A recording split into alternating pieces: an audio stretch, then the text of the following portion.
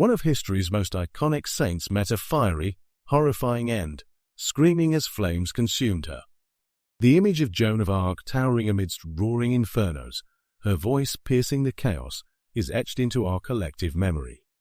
But beneath the terrifying spectacle lies a far darker truth: betrayal, manipulation, and a tragic miscarriage of justice.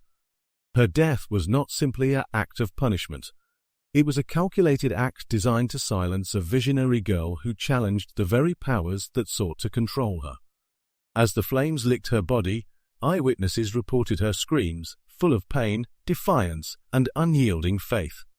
Yet for years, her suffering was dismissed as the inevitable cruelty of punishment. In 1431, France was engulfed in chaos, torn apart by the protracted conflict known as the 100 Years' War. The nation's landscape was painted with battlegrounds, besieged cities, and a deep sense of despair among its people. Amidst this turmoil, a young peasant girl named Joan of Arc emerged with a message of divine purpose. Claiming to be guided by visions from saints, she believed it was her divine duty to save France from English occupation and internal rebellion. Her boldness and unwavering faith motivated her to rally soldiers, leading victorious campaigns that revitalized French morale. However, her rise also provoked suspicion and hostility from political and religious authorities wary of her influence. Joan of Arc's tragic fate was sealed amidst a web of political and religious power struggles. Central to her downfall was Bishop Pierre Courchon, a cunning churchman eager to protect his own ambitions. He saw in Joan a threat to the established hierarchy and sought to discredit her divine claims. Meanwhile, the English forces, occupying much of France, viewed her as a rallying icon of French nationalism and sought to eliminate her influence entirely.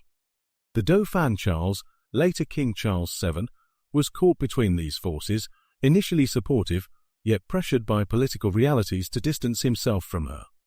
Joan's unwavering faith and rising influence made her a dangerous symbol to her enemies, leading to her betrayal. On May 30, 1431, Joan of Arc faced her end in the city of Rouen. Bound tightly to the stake, she trembled but refused to break her spirit. The charges against her, witchcraft, heresy, were lies crafted to justify her destruction. As the flames licked upward, her final moments were marked by raw anguish and unyielding defiance. Eyewitnesses recount hearing her screams, piercing cries of agony intertwined with a remarkable sense of faith. Many believed her cry was not merely of pain, but a powerful refusal to accept the injustice inflicted upon her. The intense heat and smoke overwhelmed her, yet her unwavering resolve continued to resonate through history. Joan of Arc's death was intended to silence her and erase her influence, but it instead transformed her into a lasting symbol of faith and resistance. Initially branded a heretic and a witch, her convictions sought to discredit her divine visions and undermine her nationalist message. However, as years passed, public opinion shifted drastically. Her memory was rehabilitated, and decades later, the Catholic Church posthumously declared her a saint, recognizing her courage and unwavering faith.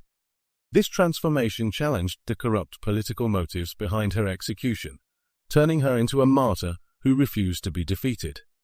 Her story continues to inspire movements for justice and truth, reminding society of the dangers of power bought with fear and deceit.